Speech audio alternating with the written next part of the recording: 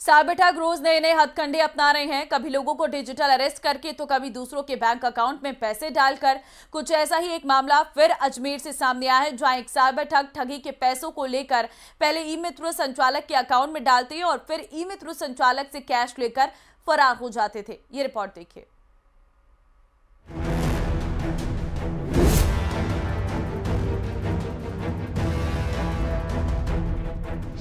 ई मित्र के जरिए ठगी का बड़ा खुलासा।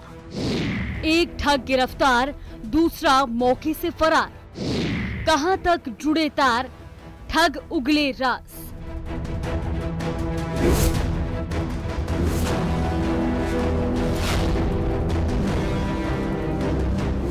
अजमेर में साइबर ठग उस वक्त ई मित्र संचालक के हद पे चढ़ गया जब वो ठगी का पैसा लेने ई मित्र संचालक की दुकान पर पहुंचा। अजमेर में साइबर ठगी के अलग अलग मामले सामने आ रहे हैं। बदमाश अलग अलग तरीकों से साइबर ठगी की वारदात को अंजाम देते हैं और अलग अलग अकाउंट में पैसे डलवाकर उसे ई मित्र के माध्यम से निकालने की कार्रवाई कर रहे हैं। ऐसा ही एक मामला फाइसागर रोड के ई मित्र संचालक के पास आया और उसका अकाउंट फ्रीज होने के बाद उसने इस मामले की पड़ताल की तो सामने आया कि एक हिमांशु नाम का लड़का उसके अकाउंट से पैसे निकाल रहा था और करीब 10 लाख की रकम उसने पिछले कुछ दिनों में और महीनों में निकाल ली थी।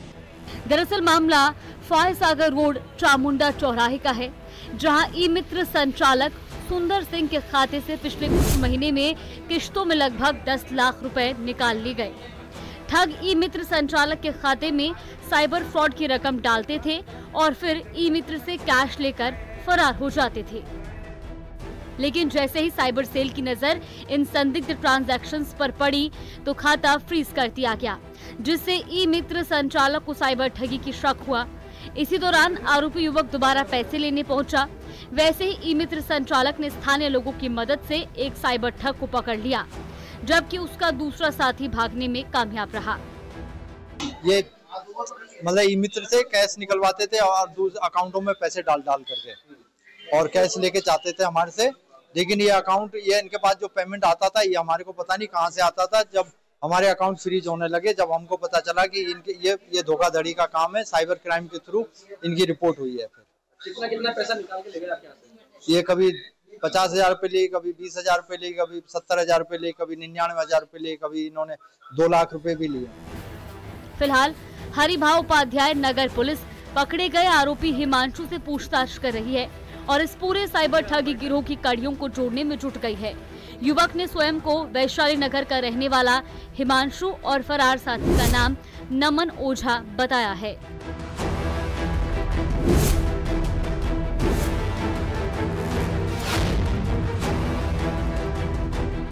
इस मामले की शिकायत हरिभाव उपाध्याय नगर थाना पुलिस को दी गई है। पुलिस ने युवक को हिरासत में ले लिया है। इस मामले में अब पीड़ित ई मित्र संचालक सुंदर सिंह की ओर से रिपोर्ट देने के बाद अग्रिम कार्रवाई जो है पुलिस की ओर से की जाएगी। कैमरा पर्सन कौशल सेन के साथ अशोक सिंह, न्यूज़ 18 अजमेर।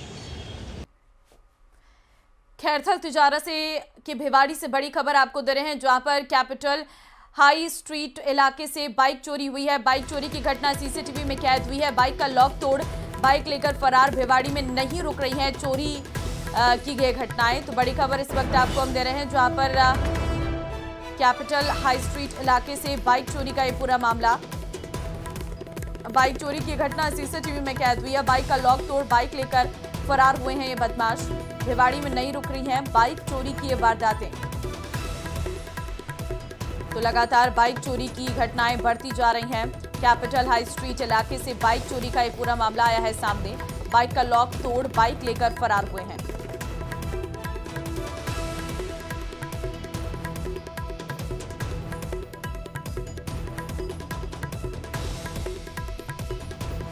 तो देखिए, ये है वो बाइक चोर जो सीसीटीवी में साफ तौर पर कैद हुए हैं।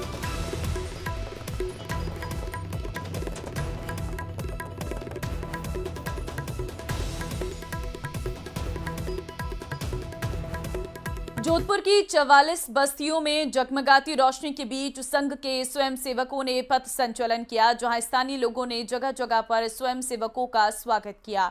तो वहीं बुलडोजर से भी स्वयंसेवकों का स्वागत किया गया। पथ संचलन कई इलाकों की सड़कों से गुजरा।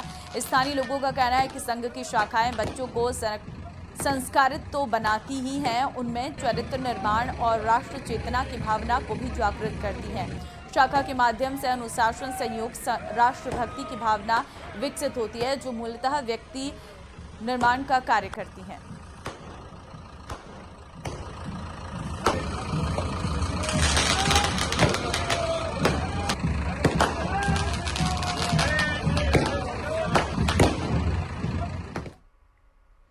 विदेशी ऐप कंपनियों के बढ़ते किराए और ड्राइवरों की घटती कमाई के बीच जयपुर के टैक्सी चालकों ने ऐसा रास्ता निकाला है जो लोकल फॉर वोकल की मिसाल बन सकता है।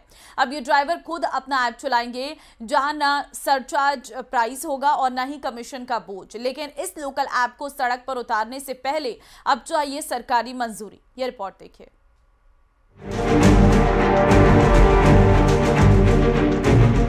जयपुर समेत बड़े शहरों में ज्यादातर लोग टैक्सी ऐप के जरिए सफर करते हैं, लेकिन जब मौसम बदलता है या ट्रैफिक बढ़ता है तो किराया भी आसमान छूने लगता है। विदेशी कंपनियों की इसी मनमानी से निजात दिलाने के लिए जयपुर के 4000 से ज्यादा टैक्सी चालकों ने KTS नाम से ऐप तैयार किया है। सभी ड्राइवरों की जो समस्या आ रही थी, जो कस्टमरों की लगातार, हमारी माताओं बहनों की भी बहुत सारी समस्या हमारे सामने आ रही थी, उनका हमने एक उपाय, देखा जाए तो एक सॉल्यूशन इस तरह निकाला कि हमने खुद ने जयपुर की local private company KTS cab के नाम से जयपुर के अंदर लॉन्च की है, जो ट्रायल पर चल रही है और बहुत ही जल्द ऑपरेशनल हो जाएगी। हालांकि इस नई पहल के सामने अभी एक कानूनी अड़चन है। परिवहन विभाग का कहना है कि बिना एग्रीगेटर लाइसेंस के कैब सर्विस संचालित नहीं की जा सकती। ये लाइसेंस केंद्र सरकार की मंजूरी से ही दिया जा सकता है और राज्यों को अभी नीति अपनाना बाकी है। अभी जो जयपुर में आप जिसकी बात कर रहे हैं, उन्होंने अभी एग्रीगेटर का लाइसेंस नहीं लिया है। पहले उनको मुख्यालय से एग्रीगेटर का लाइसेंस लेना पड़ेगा, उसके बाद में ही इनका संचालन संभव हो पाएगा। कि एग्रीगेटर पॉलिसी सेंटर की थी, स्टेट ने आज तक वो अडोप्ट नहीं की है। जिस दिन स्टेट इसको अडोप्ट कर लेगा उस दिन से किराया कंट्रोल होगा। तो ये मुख्यालय स्तर पर इस पर गहन चर्चा भी हो चुकी है, शायद वो कभी भी इस संबंध में निर्णय ले सकते हैं। और जिस दिन निर्णय लेंगे तो जयपुर की 40 लाख जनता को इससे फायदा होगा। फिलहाल KTS कैब ने बाकी सारी औपचारिकताएं पूरी कर ली हैं और अब उन्हें एग्रीगेटर लाइसेंस का इंतजार है। अगर ये लाइसेंस मिल जाता है तो ये मॉडल पूरे देश में निजी कंपनियों की मनमानी को चुनौती दे सकता है। अगर जयपुर में ये पहल सफल रही तो देश भर में टैक्सी ड्राइवरों के लिए ये एक मॉडल बन सकती है। अब देखना ये है कि KTS कैब को सरकारी हरी झंडी कब मिलती है। न्यूज़ 18 के लिए जयपुर से आसिफ खान की रिपोर्ट। इस बुलेटिन में फिलहाल के लिए बस इतना ही। आगे देखिए स्पेशल रिपोर्ट। नमस्कार। डोटासरा की RTI कानून पर दिए गए बयान पर बीजेपी प्रदेश अध्यक्ष राठौड़ ने करारा पलटवार किया है। मदन राठौड़ ने कहा कि डोटासरा को RTI कानून की बात करने का कोई हक नहीं है। कांग्रेस ने ही संवैधानिक संस्थाओं की हत्या की है, वोट बैंक की खातिर संविधान तक बदल दिया। जहां कांग्रेस हारती है वहां लोकतंत्र और पारदर्शिता की बात करने लगती है। कांग्रेस ने शाहबानो केस, प्रेस सेंसरशिप, आपातकाल का दिया। RTI की दुहाई अब सिर्फ दिखावा है।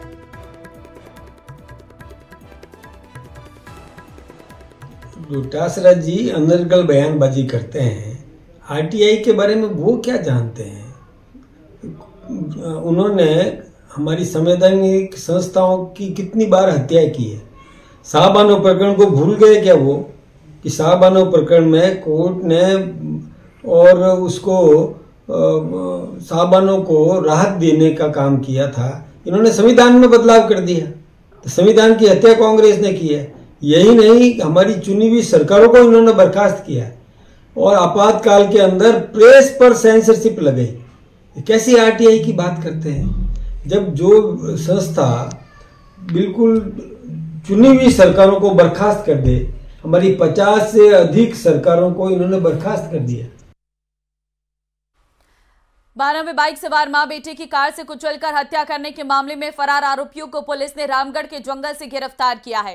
दरअसल 18 सितंबर को मां बेटी पेशी के लिए बाइक से बाराकोट पहुंचे जा रहे थे। इसी दौरान भूल भुलैया चौराहे के पास NH 27 पर कार चालक ने पहले बाइक को टक्कर मारी, फिर गाड़ी को आगे पीछे लेकर उन्हें कुचल दिया था, जिससे मां बेटी की मौके पर ही मौत हो गई। पुलिस ने फरियादी की रिपोर्ट के आधार पर हत्या का मामला दर्ज, जांच शुरू कर दी है। मामले में कोतवाली CI योगेश चौहान की टीम गठित की गई है। पुलिस ने आरोपी 4 सगे भाइयों पुरुषोत्तम, चंद्रमोहन, चंद्रप्रकाश, शिशुपाल मीणा को घटना के 2 दिन बाद ही गिरफ्तार कर लिया था, लेकिन मुख्य आरोपी फरार है, जिन्हें पुलिस ने किशनगंज थाना क्षेत्र में जंगलों में होने की सूचना पर दबिश दी है, जहां से चारों आरोपियों को रामगढ़ के जंगलों से गिरफ्तार कर लिया है। मृतक और आरोपियों के परिवार के बीच जमीनी विवाद को लेकर पहले से 10 केस चल रहे हैं।